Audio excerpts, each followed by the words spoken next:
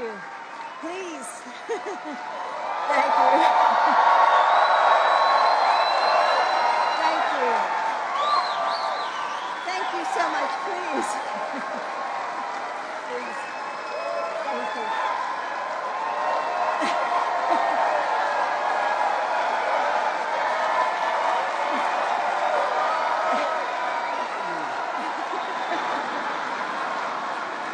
Thanks.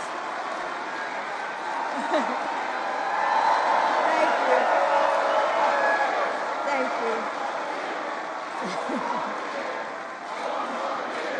Thank you. Thank you. Thanks. Really, thank you. Please. Well, I can certainly say we feel the love from you. Thank you. And thank you, Kelly, for that introduction. You are a trailblazer, and HRC is so lucky to have you. So, how is everyone tonight? Look at you, such beauty and boldness. I'm so proud that this community has made DC such a thriving, welcoming home to LGBTQ+ people. It's a remarkable departure from where we had been when DC was a place where outing was used as a political weapon. Tonight, we can celebrate without fear or shame. But despite the freedom and acceptance we have fought for in places like DC, we know that in too many other parts of our country, these rights and freedoms are under attack. Across the country, in places like Texas and Florida and Alabama, LGBTQ individuals don't have the freedom to be honest with their family or embrace their gender identity at work. They don't have the freedom to walk down the halls of their school as their authentic self. They don't have the freedom to hold hands with their partner on the sidewalk. So while we celebrate this beautiful community tonight, let's also remember how lucky we are and harden our resolve to advocate for those who are not.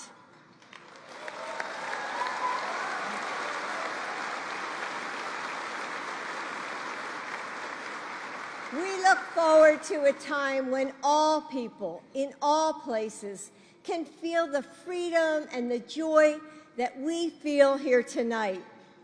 But until then, we fight. We fight for the trans individuals who are being bullied and killed. We fight for the LGBTQ kids who are forced into conversion therapy. We fight for the communities around the world where being gay is punishable by death. Joe and I stand firmly and proudly with you in these fights, and we will be with you every step of the way.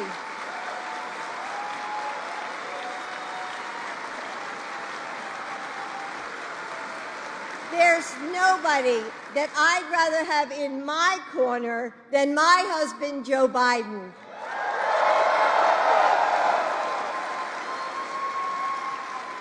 Joe has always been a fierce advocate for this community, and I am so proud of all the work that he has done for the LGBTQ+ individuals here in the U.S. and around the globe.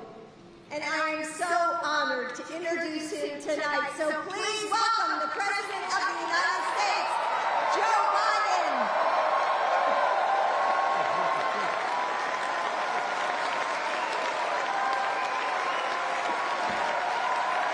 Hello, hello, hello.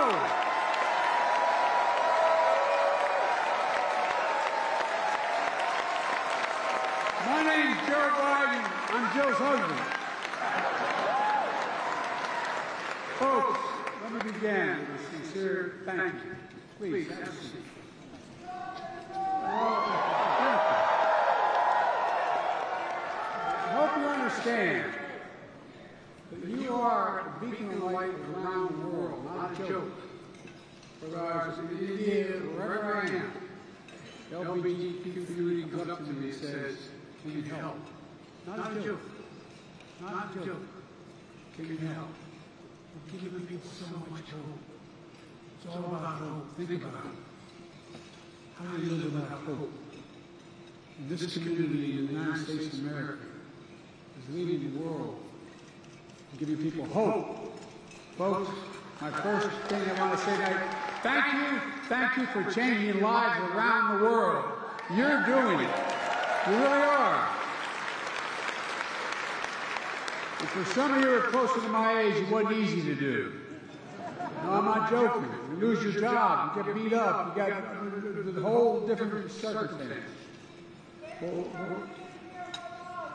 Well, I tell you what, I've been here every time you invited me, because I care about my four-year-old. I show up when I'm invited. Look, Kelly Robinson, thank you. Thank you for the introduction and for your leadership. And congratulations to night awardees, Sean Rhimes, Unstoppable Creative Force.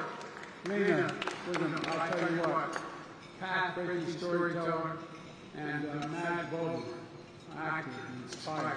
You do inspire me.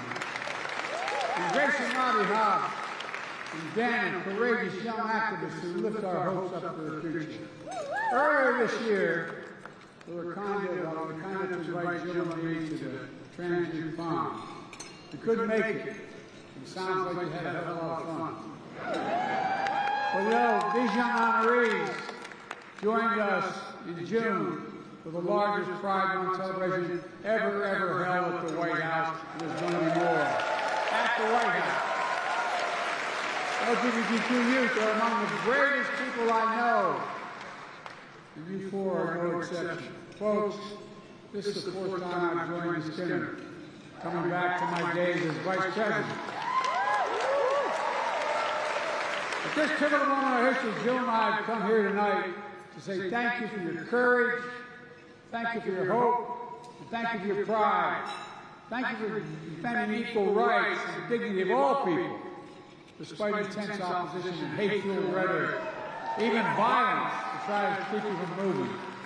You inspire us, and I want you all, the LGBTQ Americans, to know the Biden-Harris administration has your back. I know who's hollering down there, but I can't hear you.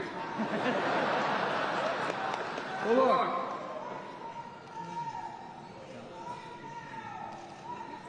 I can't hear. What's he saying? Well, thank you. Whatever you're saying, I'm going to say I can't hear you. Well, if I can label the most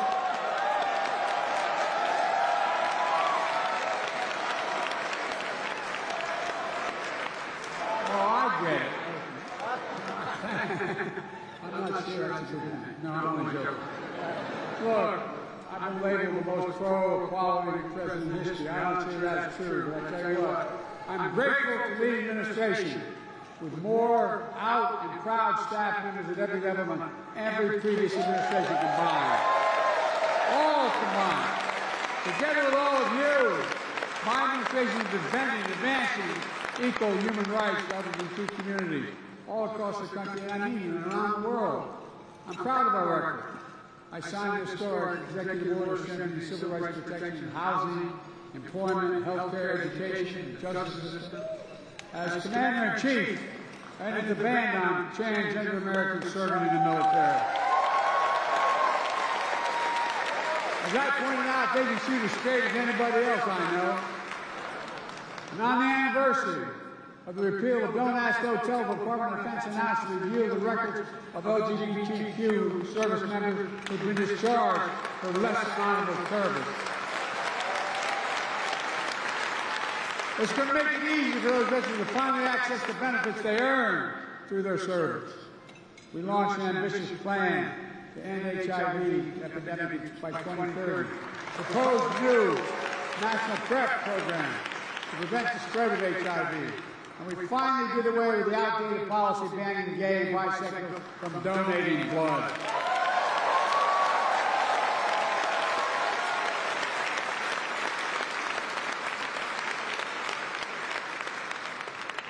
with science, not stigma. We made human rights for LGBT around the world a top priority of my foreign policy, increasing our assistance to brave activists on the ground, defending human rights in countries to pass anti-gay laws, like Uganda, going after Uganda, making clear that they cannot have the same rights as other people. And achieving tangible progress emerged. Look, folks, here's the deal. Together, we're standing up for families. Some of you were with us in the South Lawn last December when I signed the Respect for Marriage Act. A law protecting the marriage of gay and interracial couples. As I said in a TV interview more than a decade ago, marriage is a simple proposition. Who do you love? And will you be loyal to the person you love? I was raised with that quite a simple proposition. I've told the story before, but tell it again. I was raised by a man who was a really decent, honorable man. I remember he dropped me off. I wanted to work in projects as a lifeguard in the East Side only. And he dropped me off on his way to work at the City Hall to go get an application to be a lifeguard there. And as I got out of the car, at the four corners in the center of town, two men, turns out one going to the brand new one was the work for the bond company, the other worked for the police company. This is back when I was a kid. And they leaned up and kissed one another. And I've never seen it. I turned and looked at my dad and just looked at me and said, Joey, it's simple. It's simple, Joey. They love one another. It's a simple proposition. I mean it. To everyone who helped make Respect the Marriage Act a reality, thank you, thank you, thank you, thank you. And together, we're standing up for children. As you know better than anyone, there are young people all across America sitting in their bedrooms tonight, scrolling through social media and staring at the ceiling wondering, will they ever be loved? What happens if they tell their parents what's going to go on? You've been through, many of you have been through it. Will they be ever accepted by their families? Ever be free to be themselves? Whether they should even be there, here on earth. Nearly every day, I get letters literally from children and parents terrified by what's happening all across America. A 13-year-old transgender child wrote to me, said, I hate looking at the news, not because I'm a teenager and it's boring, but because it's painful. I hear adults much older than me debate about my existence when they don't even know me. Our message to young people across America must be unequivocal. You're loved, you're heard, and you're understood, and you belong. I mean it. And we see who you are. Made in the image of God, deserving dignity, respect, and support. That's my administration in combating the dangerous cruel practices and conversions of therapy. It's been so outspoken. That's why they launched a nationwide crisis hotline for LGBTQ youth who are feeling isolated and overwhelmed to get help. They just have to call 988 and talk to a counselor. 988 and talk to a counselor. And this year, we're committing even more resources. New federal actions to address LGBT youth homelessness. New steps to protect kids in foster care. All that matters. But for all the progress we've made, we know the barriers, the bias, the bigotry still exist. Perhaps because of the progress we've made, people want to push us back and pull us back. Over 600 hateful laws introduced across the country. More than 70 of them becoming law just this last year, denying the existence of transgender people, silencing teachers, banning books, threatening parents with prison for getting their children health care. Families across the country now face excruciating decisions to move to a different state to protect their child from dangerous anti-LGBTQ laws. I received a letter from one mom who wrote me, quote, I despair for families like mine who will already become refugees inside our nation. Refugees inside our nation? That's how she feels, like a refugee inside our nation. This is the United States of America. And the United States Congress, extreme MAGA Republicans trying to undo virtually every bit of progress we've made. They're trying to wipe out federal funding to end the HIV epidemic, strip funding from community centers for seniors, reinstate the ban on transgender troops, ban the Department of Justice from enforcing civil rights laws, ban pride flags from flying on public lands. Who the hell?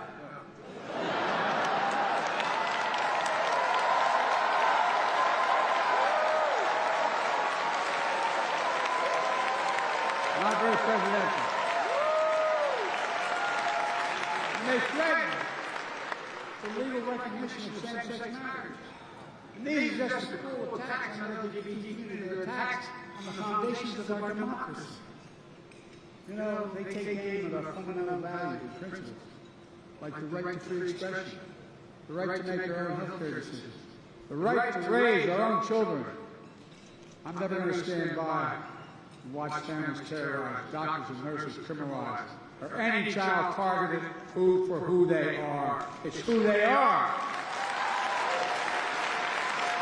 Jill and I, Connor and Doug, and our entire administration will always stand with you against hate.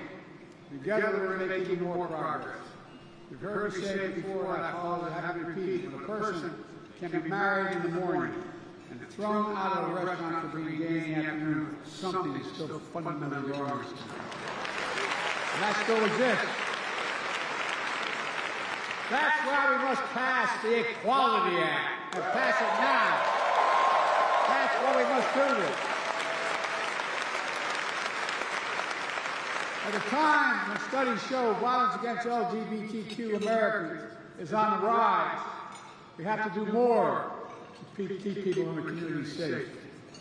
25 years ago this week, Matthew Shepard was brutally taken from us. His courageous parents, Judy and Dennis, have turned his murder into a movement.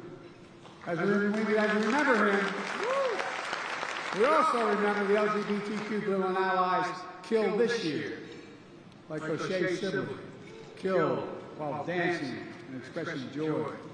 Laura Ann Carlton, who simply hung a pride flag outside her home. Think of that. She hung a pride flag outside her home. She was killed. Colin Smith, stabbed while defending a friend being harassed. And dozens of transgender Americans, especially transgender women of color, killed every year. The Department of Homeland Security, the Department of Justice, and Health and Human Services has launched a safety partnership to better protect festivals and marches and community centers and businesses, to better protect health care providers serving the community, and to help folks report hate crime. Nearly a year after the horrific shooting at Club Q in Colorado Springs, we have to fully implement the most significant gun safety law in nearly 30 years, and then pass again the assault weapons ban that Diane and I passed. No excuse. Who in God's name needs a weapon with 100 rounds in a chamber? The weapon's only meant for one thing, to kill people. We did it before. We can do it again as long as I'm in office. I'm not going to stop and get it done again. Look, folks, let me close with this. A week ago, we saw hate manifest in another way in the worst massacre of Jewish people since the Holocaust. More than 1,300 innocent lives lost in Israel, including at least 27 Americans. Children and grandparents alike kidnapped, held hostage by Hamas. The humanitarian crisis in Gaza.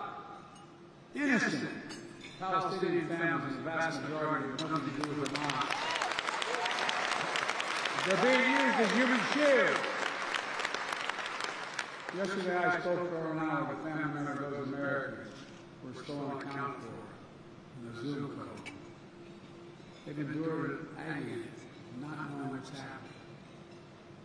Not the same thing, but I can tell you what it's like. It's one thing to lose someone you know you're going to lose and be there with them and hold their hands, like I was able to do with my son. It's a very other thing to get a phone call. I got years ago saying, there's been an accident. Your wife and daughter are dead. I'm not sure. Your boys are going to make. the uncertainty of those 2 or 3 hours trying to get back to find out. It's the worst feeling in the world. It's gut-wrenching. And it's yet another reminder that hate never goes away. It only hides. It hides under the rocks. I thought being so deeply involved in the civil rights movement when I was able to convince, of all people, Strom Thurmond to vote for the Voting Rights Act in his last year. Changed his mind. I thought, well, you can defeat hate. But guess what happened? Hate just hides under the rocks until there's a little oxygen blowing under it, like what happened in Charlottesville. Just a little bit, and it comes roaring out again. Folks, we have to reject hate in every form, because history has taught us again and again. Anti-Semitism, Islamophobia, homophobia, transphobia, they're all connected. Hate toward one group left unanswered opens the door for more hate toward more groups more often, regularly. But here's what history shows. The antidote to hate is love. The answer to just a dehumanizing reality is solidarity. It's standing up for everyone in humanity. That's why the laws that actually protect equality matter every single American, no matter who you are, who you love, or where you come from. This shouldn't be about conservative, liberal, red, or blue. It should be about realizing the promise of the Declaration of Independence. Sounds corny, but a promise rooted in the sacred and the secular, that all people are created equal. Endowed by our Creator with certain inalienable rights among them, life, liberty, and the pursuit of happiness. Folks, it may sound corny, but we've never fully lived up to that promise, but we've never walked away from it like many want us to do. And we're not going to walk away from it on my watch, I promise you. And all of you here tonight, and all the advocates and allies across the country, I see the light that's going to triumph over the darkness. I see the hope that's going to conquer fear. I see the love that's going to overcome hate in all its forms. I see a great nation because we're basically a good people. You just remember who we are. And we're not the victim, and although we're good folks, we got to stand up and holler. We got to stand up and holler. You cannot be silent. Silence is complicity. Silence is complicity. Folks, we're the United States of America, and there's nothing beyond our capacity when we do it together. Nothing, nothing, nothing. So let's stand together and get everyone else on the deal. God bless you all, and may God protect our troops. Thank you, thank you, thank you, thank you.